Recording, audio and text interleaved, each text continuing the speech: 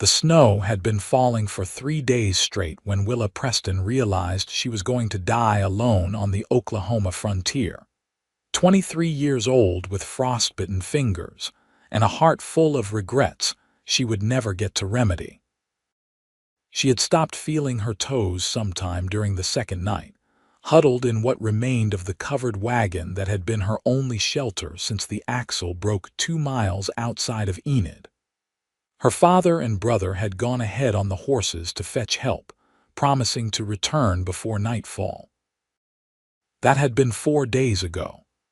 The blizzard had swept in with a vengeance that first evening, transforming the prairie into a white hell that swallowed all landmarks and erased any hope of finding one's way.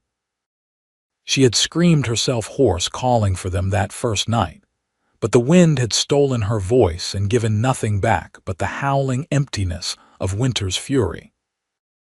The wagon's canvas top had torn away on the second day, leaving her exposed to the elements with only the wooden sides for protection. She had burned what little furniture they had carried, piece by precious piece, trying to keep the cold at bay. Her mother's rocking chair, the small table her brother had made, even the family Bible had gone into the flames when desperation overtook reverence. Now there was nothing left to burn, and the cold had settled into her bones with the permanence of death itself. Willa's thoughts drifted as consciousness became an increasingly difficult thing to maintain. She thought of her mother, buried 3 years past in Missouri after the fever took her.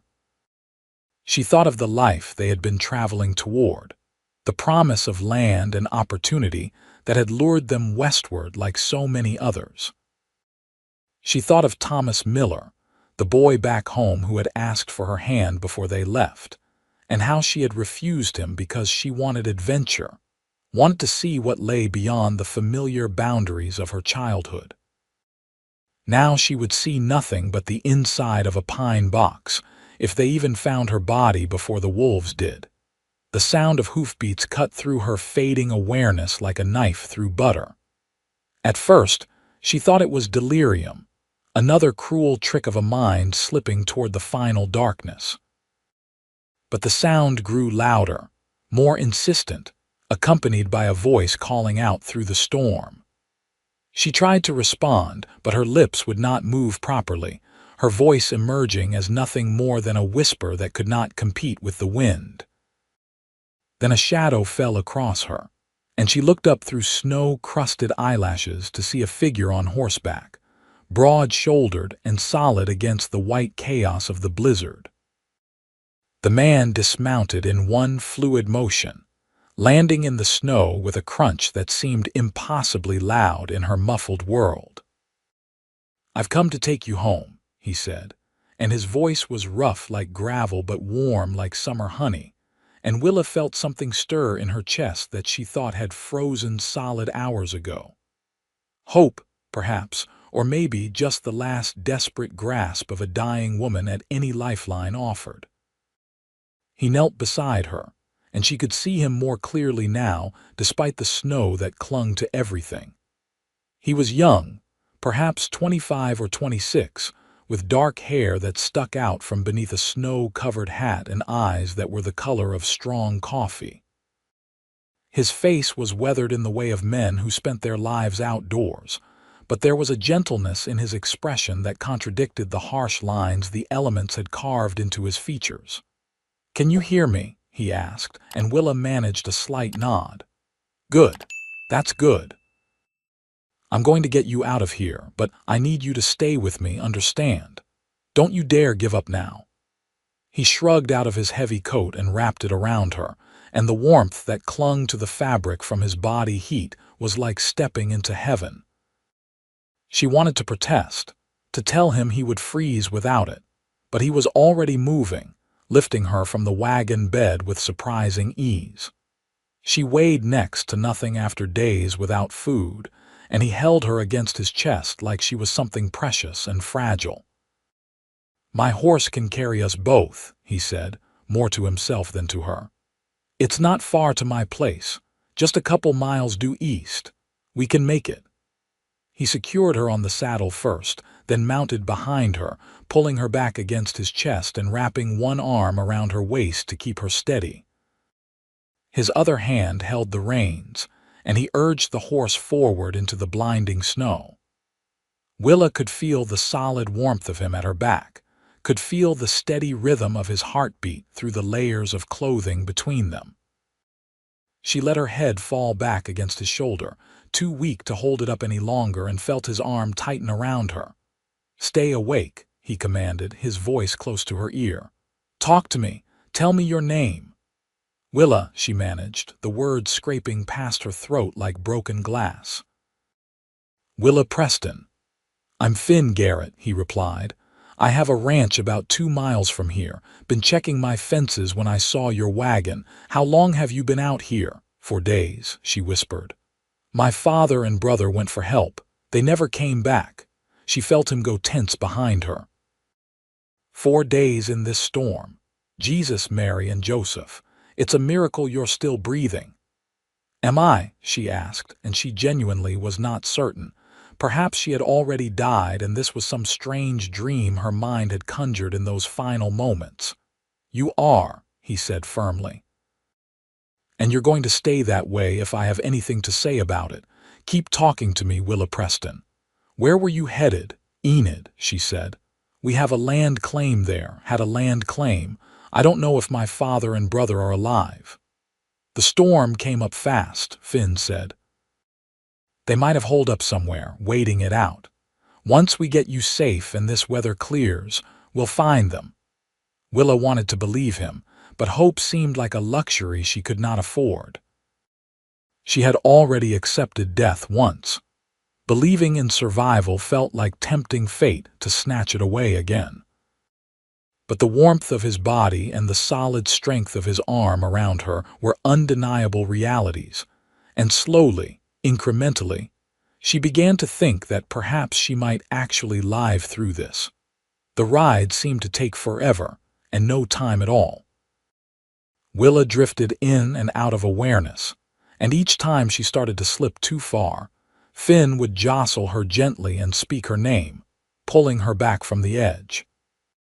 She learned that he was 26 years old, that he had been ranching in Oklahoma Territory for 3 years, that he had come west from Texas after his parents died. She learned that his voice had a slight drawl that became more pronounced when he was worried, and that he was very worried about her indeed. Finally, blessedly, a structure emerged from the white chaos. It was a house, small but solid, built of wood with a covered porch that provided a windbreak from the storm. Beside it stood a barn, and Finn steered the horse toward it first. "I need to get the horse inside," he explained. "He's earned his keep today and then some. Can you hold on for just a few more minutes?" Willa nodded against his shoulder. She had held on this long. She could manage a few minutes more. Finn dismounted and lifted her down, carrying her into the barn and setting her on a pile of hay that was mercifully dry and out of the wind. Then he tended to his horse with swift efficiency, removing the saddle and bridle, rubbing the animal down with handfuls of straw, making sure there was feed and water available. The horse nickered softly, and Finn patted its neck with genuine affection. "Good boy," he murmured. "You did good today, Buck. Real good." Then he was back at Willa's side, scooping her up again and carrying her out of the barn and across the short distance to the house. The wind fought him every step, but he bent his head and pushed forward, his boots crunching through snow that was now halfway up his calves. He kicked the door open and carried her inside, shouldering it closed behind them to shut out the howling storm. The interior of the house was dim and cold, but it was shelter, and after 4 days in the open, it felt like a palace to Willa. Finn carried her directly to the fireplace and set her in a chair before it, then set about building a fire with the kind of practiced speed that spoke of long experience. Within minutes, flames were crackling and beginning to throw heat into the room. "I need to get you out of these wet clothes," Finn said, and there was nothing improper in his tone, just the This story practical was posted on concern the of channel someone The who Rusty understood the Saddle. Please dangers do of not repost it hypothermia. in any form. I'm going to get you one of my shirts and some blankets. Don't try to move on your own. You're likely to fall and hurt yourself. He disappeared into another room and returned with an armful of fabric. His shirt was far too large for her, but it was dry and clean, and that was all that mattered. He turned his back to give her privacy, standing between her and the rest of the room like a human shield, while she struggled out of her frozen dress with numb, clumsy fingers. It took far longer than it should have, and more than once she had to bite back a cry of pain as feeling began to return to her extremities in sharp, stabbing increments. "Are you decent?" Finn asked after what felt like an eternity. "Yes," Willa managed, and he turned back around, his expression carefully neutral. He wrapped her in blankets, tucking them around her like she was a child being put to bed, then disappeared again and returned with a cup of something hot that steamed in the cold air of the house. "Broth," he explained. "You need to warm up from the inside out. Drink it slowly. Your stomach won't thank you if you gulp it down." Willa took the cup with shaking hands and brought it to her lips. The broth was simple, just beef and salt and heat, but it was the most delicious thing she had ever tasted. She sipped it slowly as instructed, feeling warmth spread through her chest and down into her belly.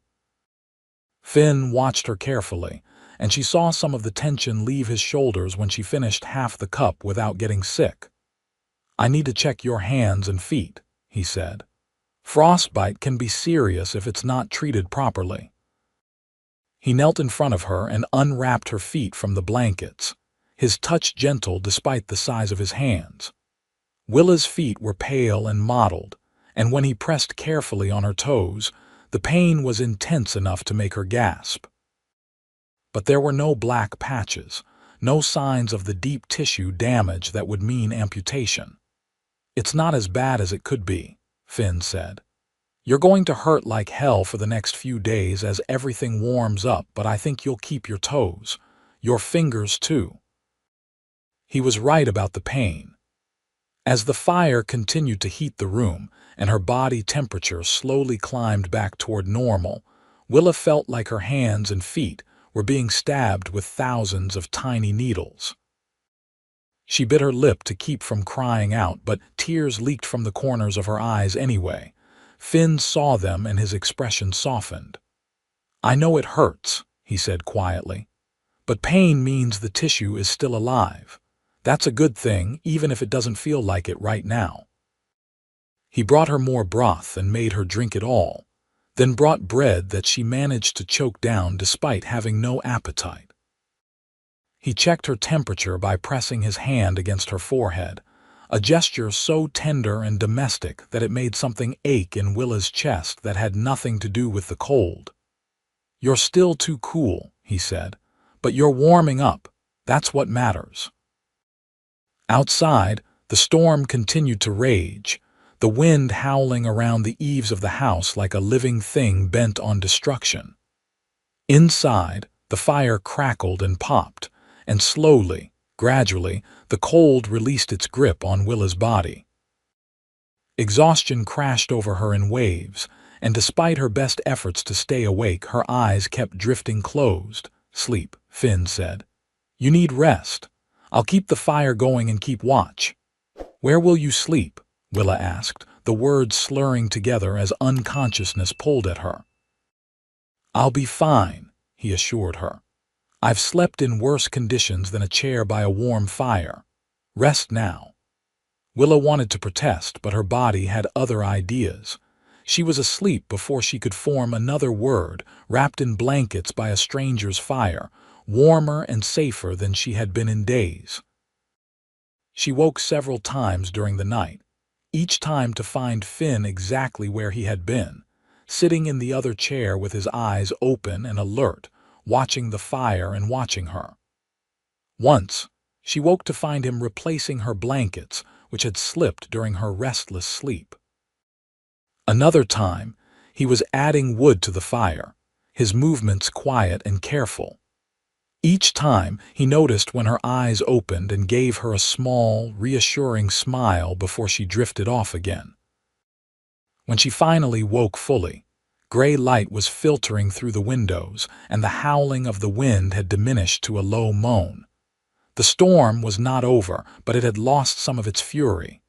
Finn was still in his chair, and he looked up when he heard her stirring. "How do you feel?" he asked. Willa took stock. Her hands and feet still hurt, a deep throbbing ache that pulsed with her heartbeat. She was sore all over, her muscles protesting after days of cold and stillness. But she was alive and warm, and that seemed like a miracle. "Better," she said. "I'm alive." "That you are," Finn agreed, and there was satisfaction in his voice. "Think you can eat something more substantial? I have eggs and bacon." The mention of food made Willa's stomach clench with sudden, fierce hunger. "Yes, please." Finn stood and stretched, and Willa heard his joints pop. He had sat watch over her all night, and it showed in the stiffness of his movements. Guilt washed over her. "You should have slept," she said. "Someone needed to keep watch," he replied simply. "Make sure you didn't take a turn for the worse in the night. Besides, I've gone without sleep before. I'll catch up once I'm sure you're stable." He moved to the kitchen area, which was really just one end of the main room, separated from the living space by a heavy wooden table. Willa watched him work, his movements efficient and practiced. He clearly lived alone and was used to caring for himself. Within minutes, the smell of frying bacon filled the air, making her mouth water. "Can you walk?" Finn asked without turning around. "Or do you need me to bring you a plate?" Willa unwrapped herself from the blankets and tried to stand. Her legs shook and her feet screamed in protest, but she managed to stay upright. She took a tentative step, then another, holding on to the chair for support. By the time she made it to the table, she was breathing hard, but she had done it under her own power. Finn glanced over and nodded approvingly. "Good. The more you move, the faster your body will recover. Just don't overdo it." He set a plate in front of her piled high with eggs and bacon and a thick slice of bread, and Willa fell on it like a starving woman, which she supposed she was. The food was simple but perfectly cooked, and she ate until her stomach hurt, then forced down a few more bites because she did not know when her next meal might come. Finn ate his own breakfast standing up, leaning against the counter and watching her with an expression she could not quite read. When she finally pushed her plate away, too full to manage another bite, he spoke. "The storm should break by tomorrow," he said. "Once it does, I'll ride into Enid and ask about your father and brother. Someone might have seen them or know where they hold up. What if they are dead?" Willa asked, voicing the fear that had been gnawing at her since they failed to return. "Then we'll deal with that when we know for certain," Finn replied. "No sense borrowing trouble before it arrives. For now, you need to focus on getting your strength back." It was practical advice, and Willa knew it was sound, but the not knowing was its own special kind of torture. Still, there was nothing to be done about it until the storm passed, so she nodded and tried to push the worry to the back of her mind. The rest of that day passed in a strange sort of domestic quiet. Finn did chores around the house, tending to things that needed attention, while Willa dozed in the chair by the fire, too weak to do much else. Every few hours, he made her eat something and drink water, watching to make sure she actually did it. He checked her hands and feet regularly, monitoring for any sign of worsening frostbite, but the damage seemed to be superficial. Painful, but not permanent. As the day wore on, Willa found herself watching Finn when he thought she was asleep. He moved with an easy confidence, comfortable in his space and in his skin. There was a quietness to him, a sense of being complete unto himself that spoke of someone who had spent a lot of time alone. But there was also a gentleness in the way he tended to things, a care in his movements that suggested a kind heart beneath the rough exterior.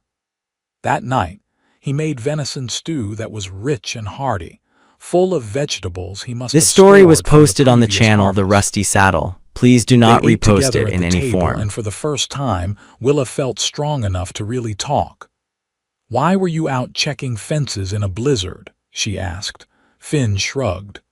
"Cattle can get through a broken fence and wander off. In weather like this, that's a death sentence. Better to check and make repairs when possible than lose stock. You could have died." "Could have," he agreed, "but I didn't, and I found you instead." "Why did you help me?" Willa asked. "You don't know me, I could be anyone." Finn looked at her, really looked at her, and his dark eyes were serious. "Because it was the right thing to do. Because no one deserves to die alone and cold in a broken wagon. Because I could help, so I did. Is there supposed to be more reason than that?" There was a simplicity to his morality that Willa found both refreshing and slightly overwhelming. In her experience, people usually wanted something in return for their kindness, but Finn seemed to expect nothing from her beyond her continued survival. "Thank you," she said softly. "I know I already said it, but thank you. You saved my life." "You're welcome," Finn replied, "and you don't need to keep thanking me. I'm just glad I found you in time." That night, Finn insisted she take his bed while he slept on the floor by the fire. Willa protested, but he was immovable on the subject. "You need proper rest in a proper bed," he said firmly. "I'll be fine on the floor. I've slept on the ground often enough. This is downright luxurious by comparison." Too tired to argue further, Willa gave in and let him show her to the small bedroom off the main room. The bed was simple but comfortable, the blankets thick and warm. She was asleep almost before her head hit the pillow, and she did not wake until morning light was streaming through the window. The storm had finally broken. Willa could tell the moment she opened her eyes, because the constant howling of wind had been replaced by an almost eerie silence. She got out of bed, moving more easily than she had the day before, and made her way to the main room. Finn was already up, standing by the window and looking out at a world transformed by snow. "It's over," he said without turning around. "The storm is done. I'm going to saddle up and ride into Enid, see what I can learn about your family." Fear and hope warred in Willa's chest. "I want to come with you." Finn turned to look at her, his expression doubtful. "You're still recovering. It's a hard ride, especially in snow this deep." "They're my family," Willa said. "Please, I need to know." Something in her voice or her face must have convinced him, because after a long moment he nodded. "All right, but we bundle you up warm, and if you start to feel faint or sick, you tell me immediately." "Understood, understood," Willa agreed. Finn found clothes for her to wear, clothes that had belonged to his mother before she passed. They were old-fashioned and slightly musty, but they were warm and dry, and that was what mattered. He layered her in wool and flannel until she could barely move, then wrapped her in his heavy coat again. The ride to Enid was hard and cold, just as Finn had warned. The snow was deep enough that the horses had to work for every step, and the journey that normally took an hour took 3. But the sun was shining, brilliant and blinding on the white landscape, and after days of being trapped in gray gloom, Willa found the light almost painful in its beauty. Enid was larger than she had expected, a growing town with a main street lined with buildings and several side streets branching off. Even in the aftermath of the blizzard, there were people out, shoveling walks and checking on neighbors. Finn steered his horse toward the sheriff's office, a squat building near the center of town. Inside, a man with a star pinned to his vest looked up from a desk covered in papers. He was older, perhaps 50, with gray threading through his dark hair and lines of worry etched deep around his eyes. "Finn Garrett," the sheriff said, standing up. "Glad to see you made it through the storm all right. What brings you to town? "Looking for information, Sheriff Dixon," Finn replied. "This is Willa Preston." Her father and brother left her at their broken wagon about 6 miles west of my place 4 days ago, said they were going for help. They never came back. We're hoping you might have heard something. Sheriff Dixon's expression grew somber. "Preston, you said. What are their names?" "Robert Preston is my father," Willa said, and her voice shook despite her best efforts to keep it steady. "My brother is James. They were on their way to claim land here." The sheriff pulled out a ledger and flipped through it, running his finger down lists of names. He stopped on one page and his shoulders sagged. "Miss Preston," he said gently, "I'm sorry to have to tell you this, but your father and brother didn't make it. They were found 2 days ago about a mile outside of town. Looks like they got disoriented in the storm and took shelter under an outcropping. They must have fallen asleep. The cold took them. I'm truly sorry." The words hit Willa like a physical blow. She had known, on some level, that this was the most likely outcome. 4 days in a blizzard was too long. But knowing and hearing it confirmed were two entirely different things. Her legs went weak, and if Finn had not been standing right behind her, she would have fallen. He caught her, his hands steady on her arms, holding her up when she could not hold herself. "Where are they?" She managed to ask through the roaring in her ears. "At the undertaker's," Sheriff Dixon said. "I can take you there if you want to see them." Willa nodded, not trusting her voice. She needed to see them, needed to say goodbye properly, even though the thought of it made her want to scream or vomit or both. The undertaker's establishment was a grim place that smelled of chemicals and death. But the undertaker himself was a kind man who spoke in soft tones and led Willa to a back room where 2 bodies lay covered with white sheets. He pulled back the sheets carefully, and Willa looked down at the faces of her father and brother, peaceful in death, as if they were merely sleeping. Tears came then, hot and bitter, streaming down her face as the reality of her loss crashed over her in waves.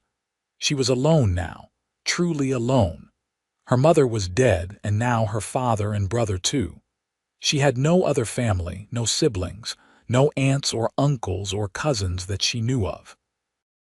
She was 23 years old and utterly alone in the world. A hand touched her shoulder, warm and solid, and she turned to find Finn standing beside her. He did not say anything, did not offer empty platitudes about God's plan or better places. He just stood there, a quiet presence that somehow made the grief a little more bearable. "I'll make arrangements," the undertaker said quietly. "For burial once the ground thaws enough. In the meantime, they'll be kept here." Willa nodded, unable to speak.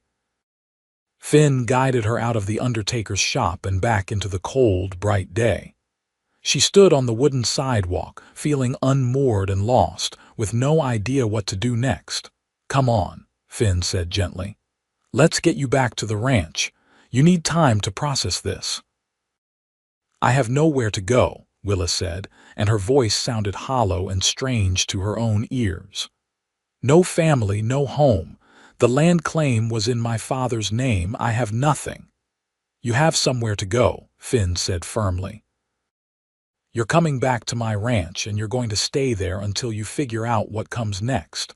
I'm not leaving you alone to fend for yourself, not after everything you've been through."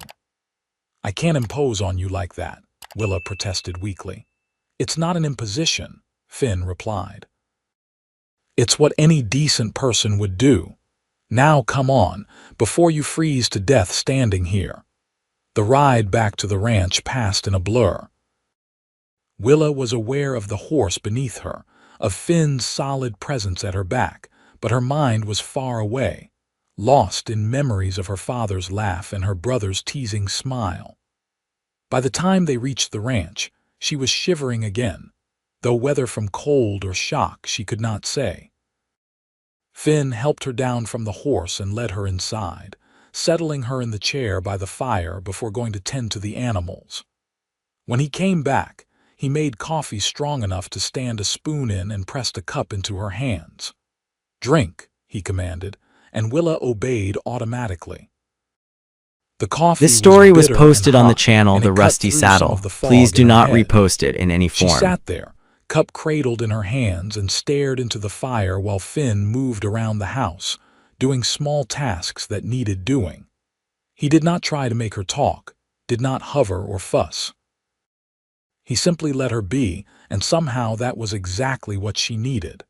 As the day wore on, the shock began to fade, replaced by a deep, bone-weary sadness. Willa cried, and Finn brought her handkerchiefs without comment. She stared at nothing for long stretches, and Finn left her alone with her grief. When evening came, he made soup and insisted she eat, and though she had no appetite, she forced down enough to satisfy him. That night, she lay in Finn's bed, staring at the ceiling and listening to the quiet sounds of him settling down by the fire. Sleep seemed impossible, but eventually exhaustion claimed her, dragging her down into restless dreams full of snow and cold and voices calling her name that she could never quite reach. The next few days passed in a similar fashion. Willa grieved, and Finn gave her space to do so while making sure she ate and rested and did not slip back into the dangerous cold of those first days. He was patient and kind and asked for nothing in return, and slowly, very slowly, Willa began to feel like a person again instead of just a hollow shell of grief. A week after they had gone to Enid, Willa woke to find herself thinking about the future for the first time since learning of her family's deaths. She got up and dressed in the borrowed clothes that were becoming familiar and went out to the main room to find Finn making breakfast. "I need to find work," she said without preamble. "I can't stay here indefinitely, living off your charity." Finn looked up from the stove, his expression unreadable. "You're not a burden if that's what you're worried about. You're welcome to stay as long as you need." "That's kind of you," Willa said, "but I need to do something. I can't just sit here drowning in grief. I'll go mad." Finn was quiet for a long moment, then nodded. "I could use help around the ranch if you're interested. It's hard work, and I can't pay much, but I can offer room and board and a small wage. It would give you time to figure out your next move without having to worry about immediate survival." It was a generous offer, far more generous than Willa deserved from a man who was essentially a stranger. But she found herself nodding before she could second-guess the decision. "I'll work hard," she promised. "I'm not afraid of labor." "I don't doubt it," Finn said. "Anyone who survived what you went through has steel in their spine. We'll start you off easy, let you build your strength back up. By spring, you'll be ready for the harder tasks." And so Willa found herself becoming a ranch hand, learning the rhythms and routines of frontier life. Finn was a patient teacher, showing her how to care for the livestock, how to mend fences, how to do the 1,000 small tasks that kept a ranch running. She learned to milk cows and collect eggs, to muck out stalls and haul water, to chop wood and stack hay. Her hands, soft from a life that had not required hard physical labor, became calloused and strong. Her body, weakened by her ordeal, grew lean and tough.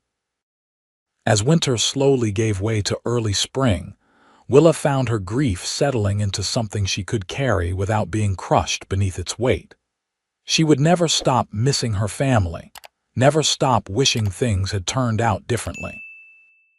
But she was alive, and there seemed to be a responsibility in that, a duty to make something of the life she had been given when so many others had been taken. She also found herself becoming increasingly aware of Finn in ways that had nothing to do with gratitude or obligation. She noticed the way his shoulders moved when he lifted heavy loads, the quiet competence of his hands as he worked. She noticed his small kindnesses, the way he always made sure she had enough to eat, the way he checked on her after difficult days. She noticed his rare smiles, and the way they transformed his serious face into something almost boyish. She told herself it was just proximity, just the natural result of spending so much time in close quarters with another person. But deep down, she knew it was more than that. Somewhere between being saved from certain death and learning to mend fences, she had started to develop feelings for Finn Garrett that went well beyond simple gratitude. The realization terrified her. She was living in his house, working his land, dependent on his generosity for her survival. The power imbalance was impossible to ignore. If she made her feelings known and he did not reciprocate, she would be putting them both in an impossibly awkward position.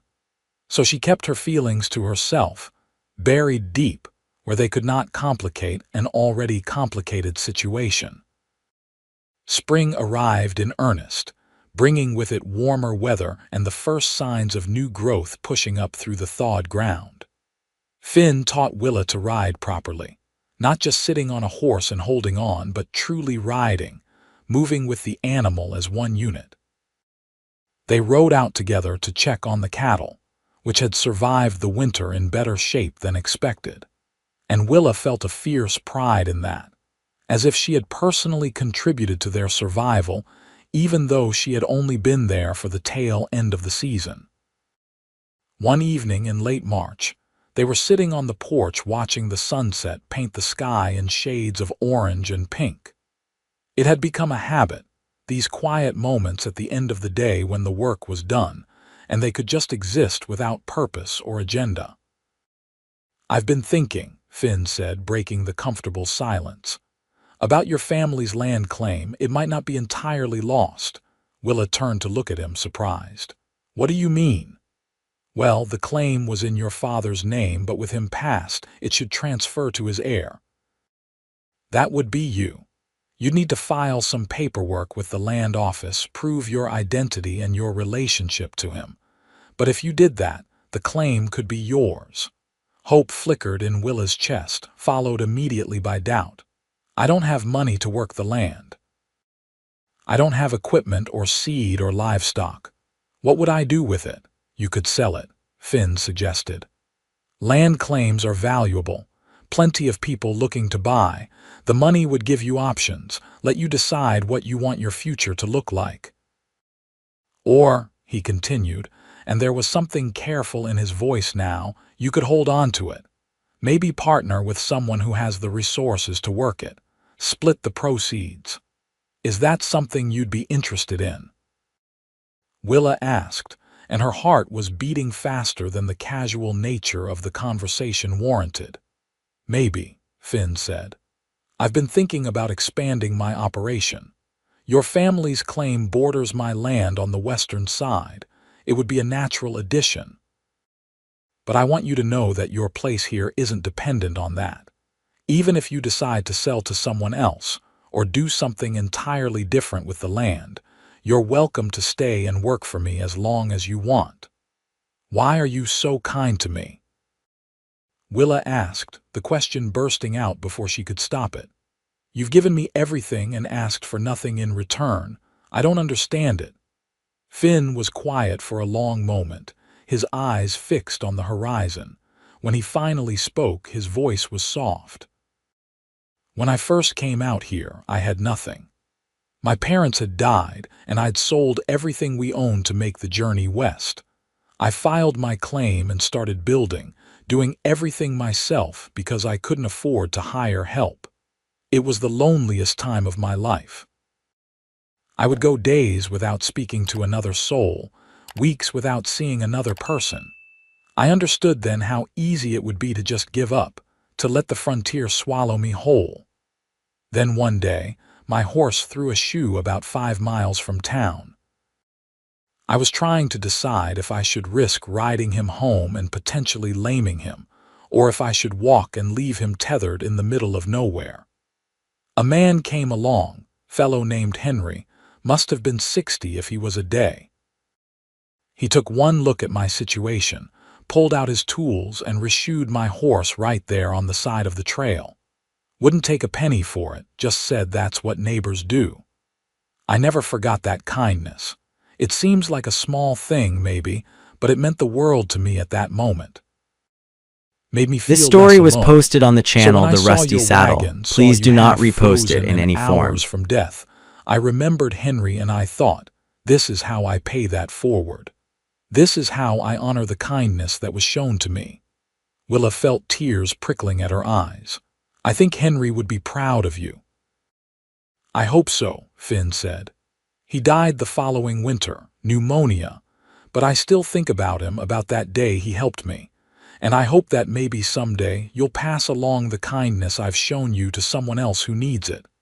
I will, Willa promised. Though I don't know how I'll ever repay what you've given me.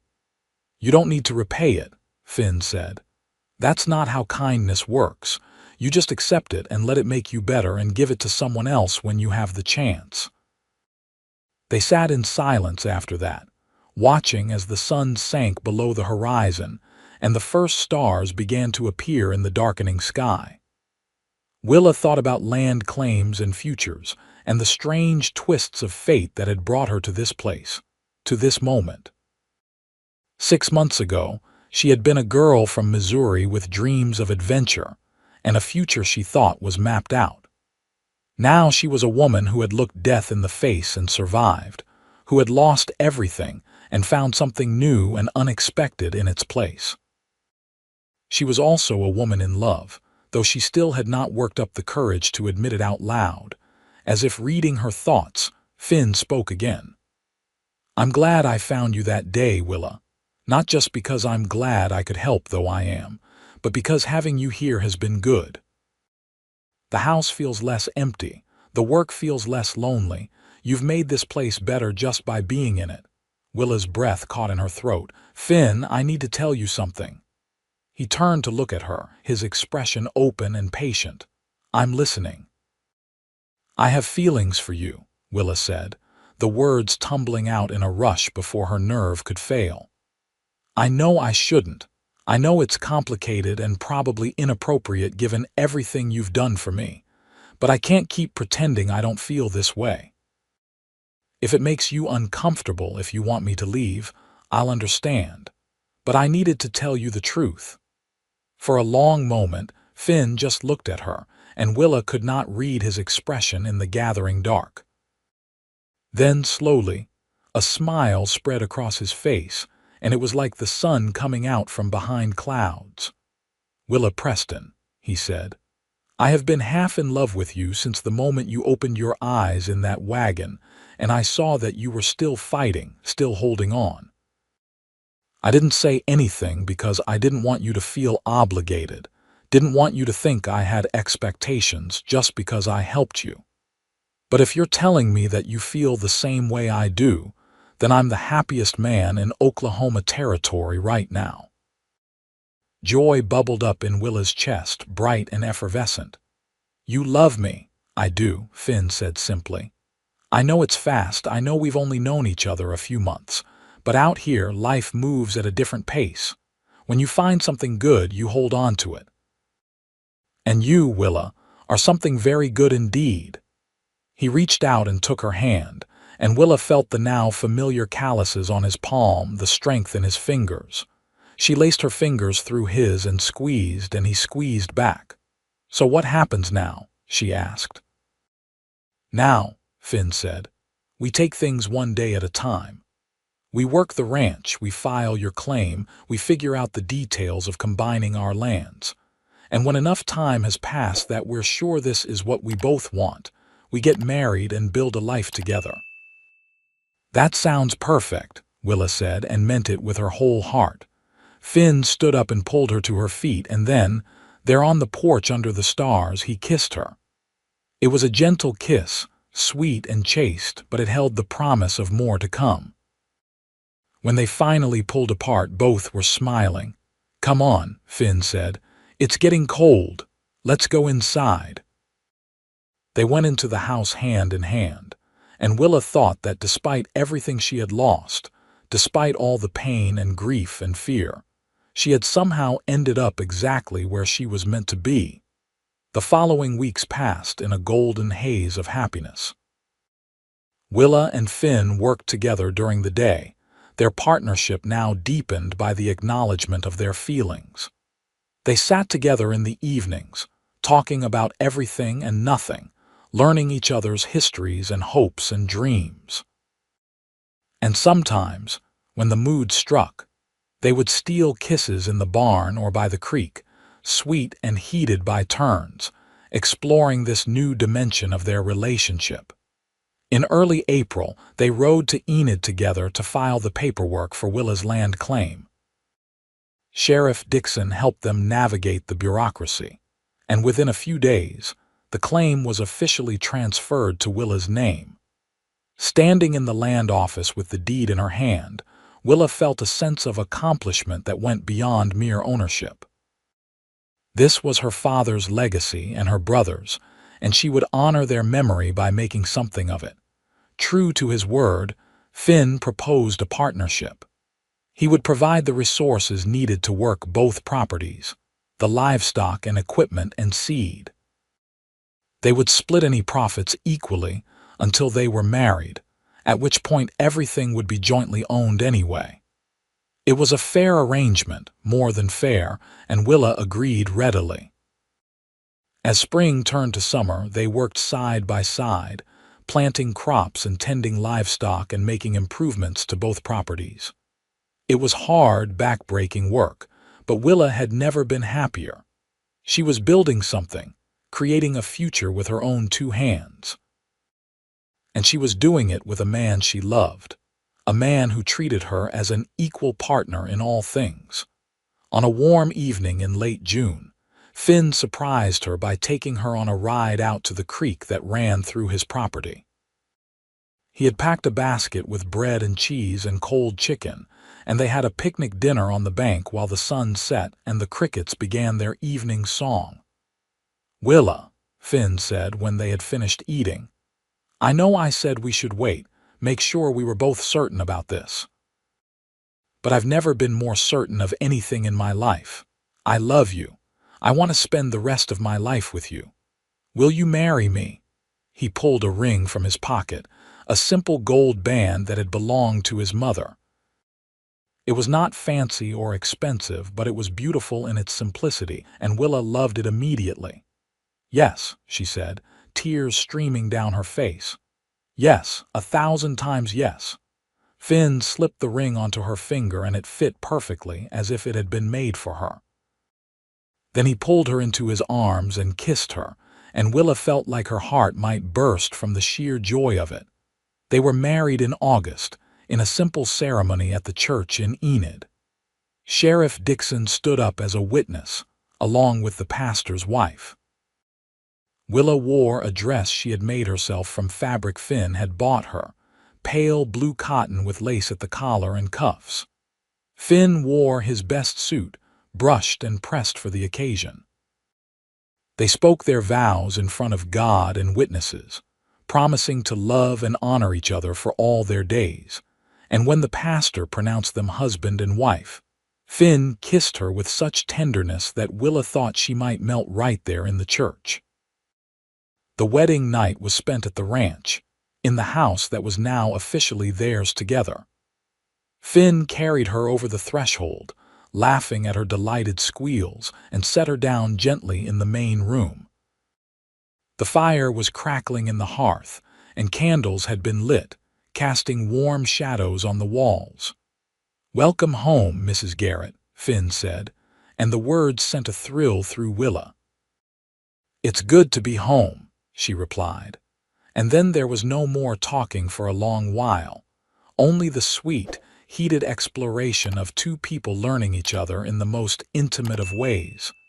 Their marriage was a happy one from the start. They worked together during the day and came together at night, building both a life and a love that grew stronger with each passing season.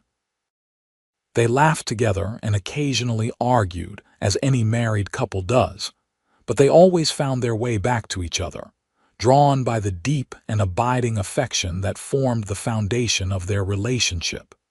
In the spring of their second year of marriage, Willa discovered she was pregnant.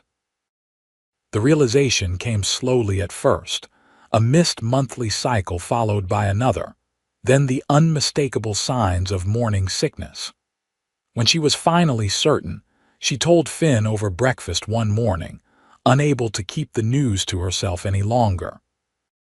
"I'm going to have a baby," she said, and watched as understanding dawned on his face. For a moment he just stared at her, his expression unreadable. Then a grin split his face, wide and delighted, and he let out a whoop of joy that startled the chickens pecking near the porch.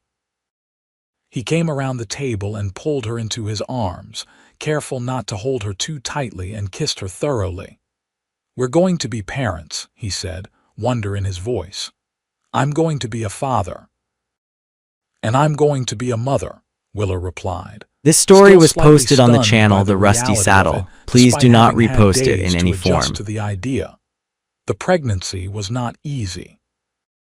Willa was sick for the first 3 months, barely able to keep food down, and Finn fussed over her like a mother hen, until she threatened to brain him with a frying pan if he did not give her some space. But his concern came from love, and she could not really be angry about that. So she endured his hovering with as much grace as she could muster. As her belly grew and the baby became more real, more tangible, Willa found herself thinking often about the family she had lost. Her mother would never meet her grandchild. Her father and brother would never hold this baby, never watch it grow. The grief of that was sharp and painful, a reminder that joy and sorrow often exist side by side in life. But there was also joy, pure and uncomplicated. Finn would often place his hand on her belly, feeling for the baby's movements, and the look of wonder on his face never failed to move her. They spent evenings discussing names and making plans for the future, dreaming aloud about the life their child would have. In December, as the first snows of winter began to fall, Willa went into labor. Finn rode hard to Enid to fetch the midwife, a capable woman named Mrs. Harris, who had delivered half the babies in the territory. She arrived in time to help Willa through the worst of the labor, coaching her through the contractions and offering reassurance when the pain seemed unbearable. Finn stayed by Willa's side the entire time, holding her hand and letting her squeeze hard enough to leave bruises. He wiped the sweat from her forehead and told her she was strong, she could do this, just a little longer. After 18 hours of labor, their son was born just as dawn was breaking. He came into the world squalling and red-faced, healthy and strong. Mrs. Harris cleaned him up and wrapped him in blankets, then placed him in Willa's arms. "You have a fine boy," she said, smiling. "Congratulations." Willa looked down at her son, this tiny person she and Finn had created, and felt a love so fierce and overwhelming it almost frightened her. He had a shock of dark hair and eyes that were still the unfocused blue of newborns. His tiny fist waved in the air, and when she offered him her finger, he grasped it with surprising strength. "Hello, little one," she whispered.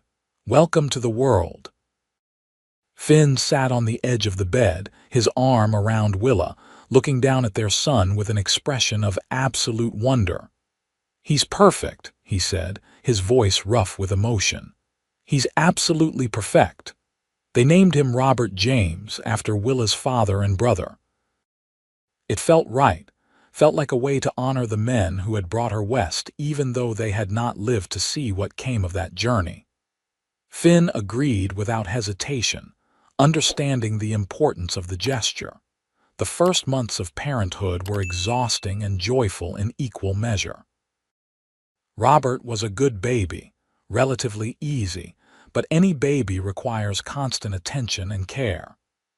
Willa was tired in a way she had never experienced before, a bone-deep exhaustion that no amount of sleep seemed to fully cure. But she was also happier than she had ever been, watching her son grow and change with each passing day. Finn was a wonderful father, patient and gentle with Robert. He would walk the floors at night when the baby fussed, singing old songs in his rough voice until Robert settled. He changed diapers without complaint and helped with feedings, and was generally everything Willa could have asked for in a partner and co-parent. As Robert grew from infant to toddler, he developed a personality that was equal parts his mother's determination and his father's quiet strength. He was curious about everything, always exploring, always asking questions. He followed Finn around the ranch like a tiny shadow, wanting to help with every task even when his help was more hindrance than anything. When Robert was 3, Willa became pregnant again. This time, she knew what to expect, and while the pregnancy was still difficult, it seemed slightly easier than the first. Their daughter was born in the summer, a long labor that ended with a squalling, red-faced infant who looked remarkably like Willa. They named her Clara May, and she was the apple of her father's eye from the moment she drew breath. Where Robert was serious and thoughtful, Clara was all mischief and laughter. She learned to walk early and was into everything, keeping Willa constantly on her toes. The years passed in the way years do when life is full and busy. Robert grew tall and strong, learning the ways of the ranch from his father. Clara grew beautiful and spirited, with a stubborn streak a mile wide that Willa recognized from her own younger days. 2 more children followed, another boy named Henry after the man who had shown Finn kindness all those years ago, and finally another girl, Elizabeth, born when Willa was 32 and certain she was done having children. The ranch prospered under their joint stewardship. They expanded gradually, buying additional land when it became available, increasing their herds, improving their buildings. It was never easy work, but it was good work and they did it together, partners in all things. Willa sometimes thought about that day in the wagon, when she had been certain she was going to die. She thought about how Finn had appeared out of the blizzard like something from a dream, solid and real, and determined to save her. She thought about how he had said, "I've come to take you home," and how prophetic those words had turned out to be. Because this was home, this ranch on the Oklahoma frontier with its weathered buildings and rolling pastures. Home was not a place, but the people in it, the man she loved and the children they had created together. On their 20th wedding anniversary, Finn surprised her with a trip to Enid. They left the children with a neighbor, something they rarely did, and spent the day in town like a courting couple. They had dinner at the restaurant, a luxury they could now afford but rarely indulged in. They walked along the main street, hand in hand, looking in shop windows and talking about everything and nothing. As the sun began to set, Finn led her to the churchyard where her father and brother were buried. Willa had not been there in years, though she thought of them often. The graves were well maintained, the stones still legible. "I wanted you to have a chance to tell them about your life," Finn said quietly. "About what you've built, about our family. I thought they would want to know." Willa knelt by the graves, tears streaming down her face, and she told her father and brother everything. She told them about the ranch, about her marriage to Finn, about their 4 children. She told them about the life she had made from the ashes of their failed journey, how their sacrifice had not been in vain. She told them she loved them and missed them and thought of them often. When she was done, Finn helped her to her feet and held her while she cried. Then they walked back to the wagon hand in hand, and the drive home was peaceful and quiet, each lost in their own thoughts. That night, lying in bed with Finn's arms around her, Willa reflected on how strange life was, how full of unexpected turns. She had come west seeking adventure and had found tragedy instead. But from that tragedy had come something beautiful, a life and love she could never have imagined in her wildest dreams. "What are you thinking about?" Finn asked, his voice drowsy. "How lucky I am," Willa replied. "How grateful I am that you rode out to check those fences that day." "I'm the lucky one," Finn said, Finding you was the best thing that ever happened to me." "I love you," Willa said. "I will love you until my last breath and beyond." "And I love you," Finn replied. "Always have, always will." They fell asleep like that, wrapped in each other's arms. Two This people story who was had found posted each on the other channel against The all Rusty odds Saddle. and built Please do something not lasting repost and it in true. any form. The years continued to pass, bringing with them the joys and sorrows that make up any life well lived. Robert grew up and married a girl from town, a sweet-natured woman named Sarah who fit into the family as if she had always been there. They had children of their own, making Willa and Finn grandparents and bringing new life and laughter to the ranch. Clara proved to have a gift with horses and became known throughout the territory for her training skills. She married later than her brother, choosing a man who shared her passion for the animals and who was willing to make his home on the ranch rather than taking her away. Henry followed in his father's footsteps, steady and reliable, taking on more and more of the ranch's operation as Finn grew older. Elizabeth, the youngest, surprised them all by becoming a teacher, opening a small school in Enid that served the children of farmers and ranchers from miles around. Willa and Finn watched their children grow and flourish with pride and no small amount of wonder. They had built this, created this legacy of love and hard work and determination. And as they grew older together, their hair turning gray and their bodies slowing down, they did so with the contentment of people who knew they had lived well and loved deeply. On a spring evening when Willa was 53 and Finn was 56, they sat on the porch as they had done countless times before, watching the sunset paint the sky in brilliant colors. Their grandchildren were playing in the yard, their laughter carrying on the warm breeze. "Do you ever regret it?" Finn asked suddenly. "Coming west, I mean, everything that happened." Willa was quiet for a moment, thinking about it seriously. She thought about her mother buried in Missouri. She thought about her father and brother lost to the cold. She thought about the fear and pain and grief she had endured. "No," she said finally. "I don't regret it. I wish my family had survived, wish they could have seen what came from their dream, but I don't regret the journey because it brought me here. It brought me to you. And I would go through it all again if I knew it would end with us." Finn took her hand and brought it to his lips, kissing her knuckles gently. "You are the strongest, bravest, most beautiful woman I have ever known, Willa Garrett, and I thank God every day that I found you in that wagon. And I thank God every day that you said I've come to take you home," Willa replied. "Because you did take me home, Finn. You gave me a home and a family and a life I never could have imagined. You saved me in every way a person can be saved." They sat together as the sun sank below the horizon, their hands clasped, their hearts full. Around them, the ranch hummed with life and activity, the legacy of their love made manifest in buildings and fences and the laughter of their grandchildren. Willa thought about the girl she had been, frozen and alone on the frontier, certain she was going to die. She thought about the man who had ridden up through the blizzard and changed everything. She thought about the 23-year-old woman who had lost everything and the 53-year-old woman who had gained so much more in return. Life was strange and unpredictable, full of twists and turns no one could foresee.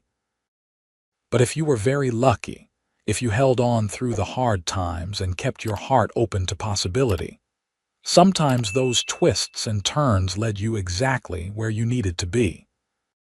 Sometimes they led you home, to a love that would last a lifetime and beyond, to a place where you could build something meaningful and true. As the stars began to appear in the darkening sky, Willa leaned her head on Finn's shoulder and smiled.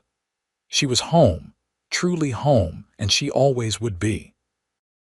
The frontier had tested her, had taken much from her, but it had also given her everything that mattered. It had given her Finn and their children and this life they had built together from nothing but determination and love. And that Willa thought, was more than enough. That was everything. The seasons continued their endless cycle, winter giving way to spring, spring to summer, summer to fall, and fall back to winter again. Willa and Finn grew older, their steps slower but their love as strong as ever. They watched their grandchildren grow, watched some of them marry and have children of their own, making them great-grandparents and adding another generation to the family tree they had planted all those years ago. On a winter morning when Willa was 68 years old, she woke before dawn and slipped out of bed carefully so as not to wake Finn. She wrapped herself in a shawl and went to stand by the window, looking out at the snow-covered landscape. It had snowed during the night, a gentle snow that had transformed the ranch into a winter wonderland. She thought about another snowstorm, decades ago, that had changed her life forever. She thought about how close she had come to dying, how easily her story could have ended in that broken wagon. But it had not ended there.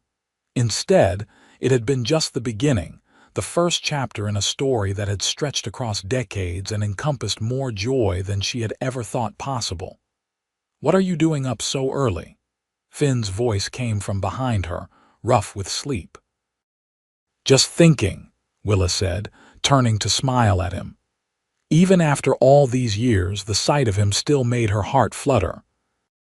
His hair was white now, his face lined with age, but his eyes were the same warm brown they had always been, and they still looked at her with the same love they had held since that day he pulled her from the wagon.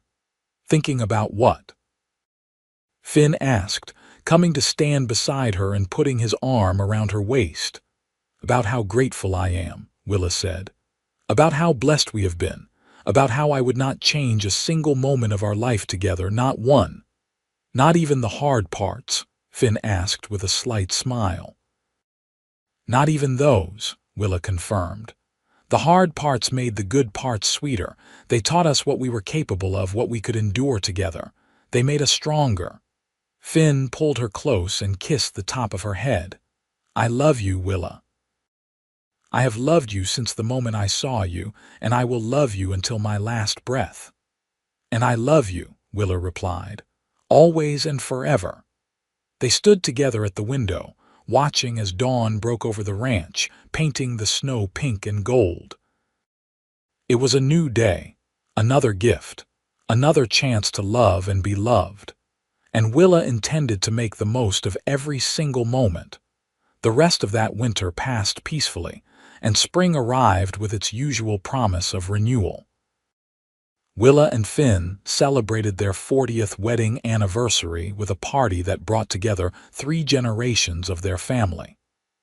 The house was full of noise and laughter, of children running and adults catching up, and memories being shared. It was chaotic and wonderful, and Willa could not remember ever being happier. As the party wound down and the last of the guests departed, Willa and Finn stood on the porch, waving goodbye to their children and grandchildren. When everyone was gone and the ranch was quiet again, they went inside and sat by the fire, exhausted but content. 40 years, Finn said, shaking his head in wonder. "Where did the time go?" "Into living," Willa replied. "Into building this life, raising our family, making this ranch into something we could be proud of.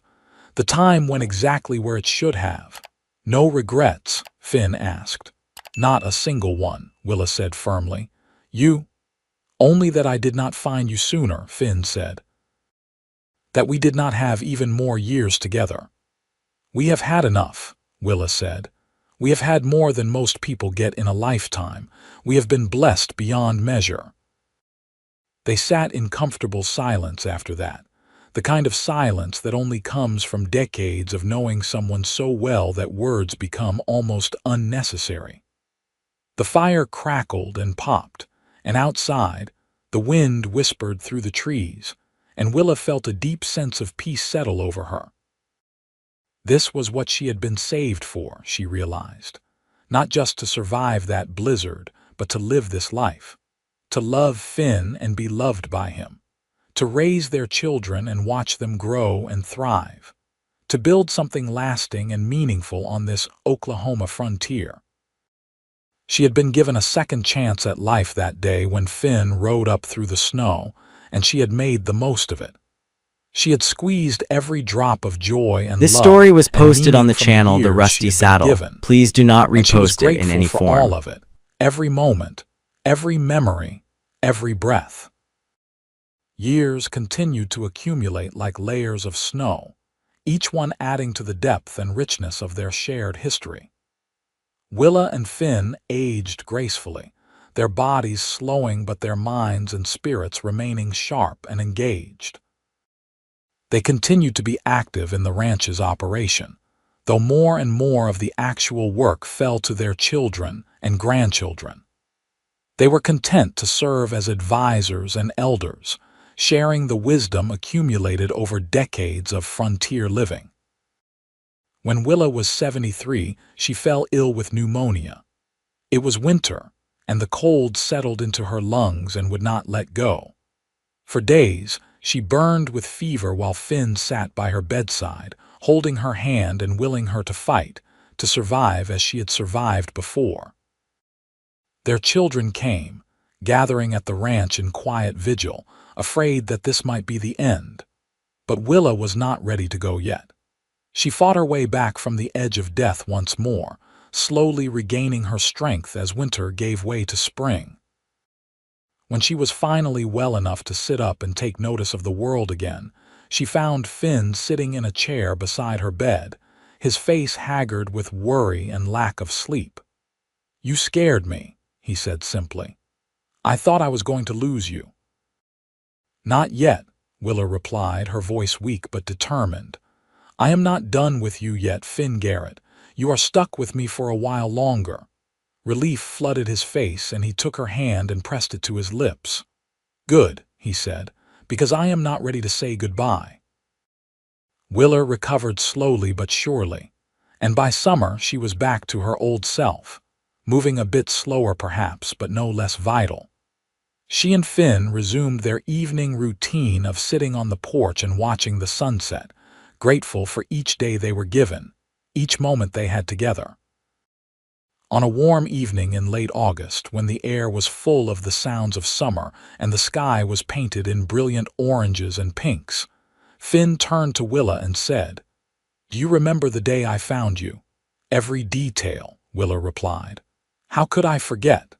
It was the day my life truly began."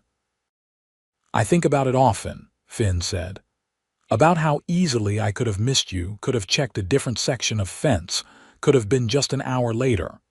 All the tiny chances and coincidences that had to align perfectly for us to find each other."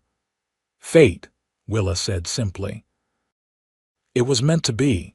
We were meant to find each other, meant to build this life together." "Do you believe that?" Finn asked.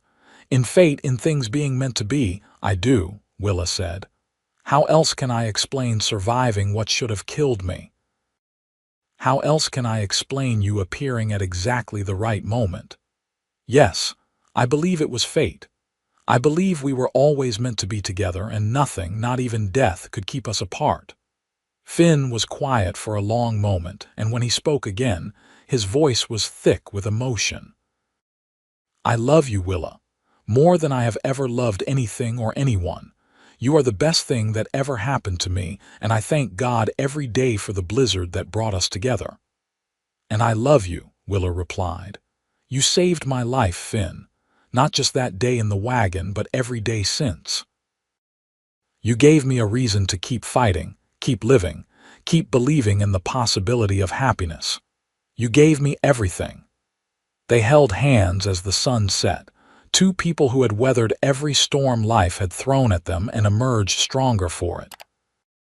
Around them, the ranch hummed with the life they had created, a testament to the power of love and determination, and the sheer stubborn refusal to give up even when all seemed lost.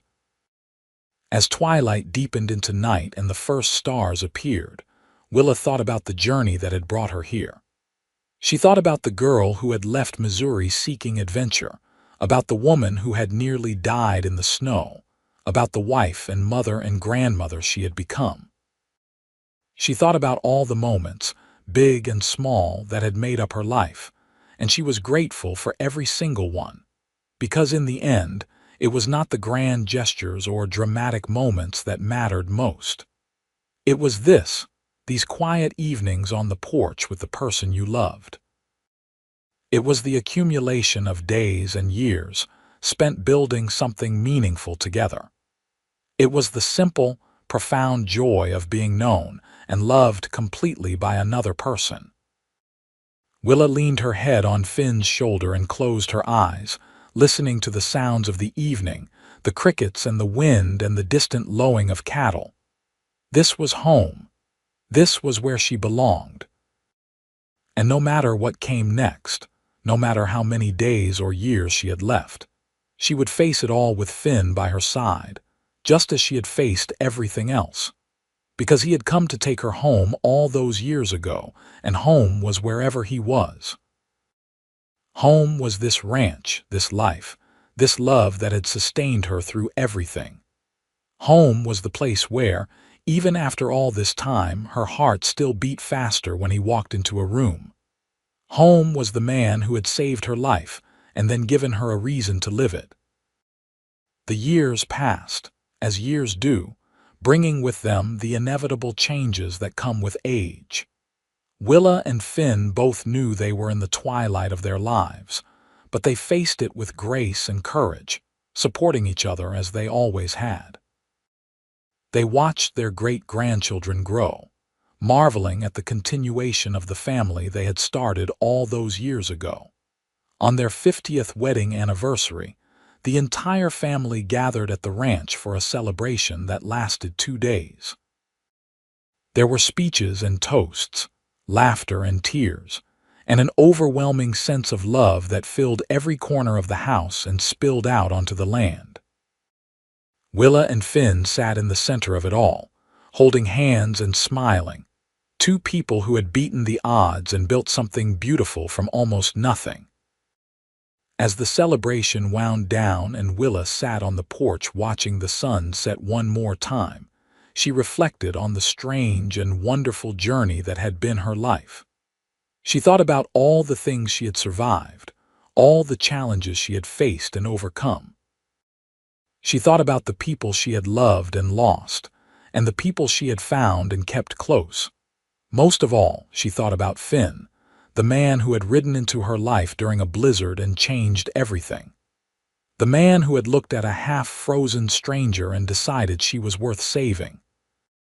The man who had given her not just life, but a life worth living. Finn came out onto the porch and sat beside her, and they watched the sunset together in the comfortable silence of two people who had shared 5 decades of joys and sorrows, triumphs and failures, ordinary days and extraordinary moments. "Thank you," Willa said suddenly, breaking the silence. "For what?" Finn asked. "For everything," Willa replied. "For saving me that day, for loving me all these years, for building this life with me. For every morning I woke up beside you and every night I fell asleep in your arms, for our children and grandchildren and great-grandchildren. For every moment of this extraordinary, beautiful life we have shared. Thank you for all of it." Finn brought her hand to his lips and kissed it gently. "It has been my honor and my privilege," he said. "You have made every day better just by being in it. I would do it all again in a heartbeat." "So would I," Willa said. "Every single moment, hard and easy alike. I would choose this life and I would choose you over and over again." As the sun finally sank below the horizon and the stars began to appear, Willa and Finn sat together on the porch of the ranch they had built, surrounded by the evidence of a life well lived and a love that had endured through everything. They had survived blizzards and droughts, illness and injury, loss and grief. They had raised a family and built a legacy that would continue long after they were gone. And through it all, They had loved each other with a fierce and abiding devotion that had never wavered, never faltered, never failed. They had proven that love could survive anything, could overcome any obstacle, could triumph over even the harshest realities of frontier life. Willa knew that their time together was growing short, that the end of their story was approaching. But she was not afraid. She had lived a full and meaningful life. This story was had posted on loved the and been channel The loved in Rusty return. Saddle. Please do not repost When the it in any time form. came, she would face death as she had faced everything else in her life, with courage and grace, knowing that she had made the most of every moment she had been given. For now, though, she was content to sit on the porch with Finn's hand in hers, watching the stars emerge one by one in the darkening sky.